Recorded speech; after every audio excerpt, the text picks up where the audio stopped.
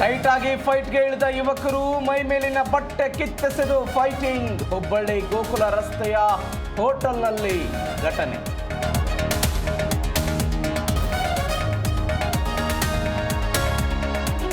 ಹೊಸ ವರ್ಷಕ್ಕೆ ದೇವರಿಗೆ ವಿಶೇಷ ಪೂಜೆ. ಮಲೆ ಮಹದೇಶ್ವರ ಬೆಟ್ಟದಲ್ಲಿ ಭಕ್ತರ ದಂಡು. ಕುಟುಂಬ ಸಮೇತರಾಗಿ ದೇಗುಲಕ್ಕೆ ಹೋಗಿ ಪ್ರಾರ್ಥನೆ.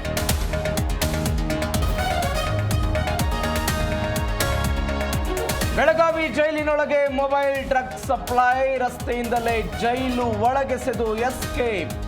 ಸಿಸಿಟಿವಿ ಕ್ಯಾಮೆರಾದಲ್ಲಿ ಸರಿಯಾದ ವಿಡಿಯೋ.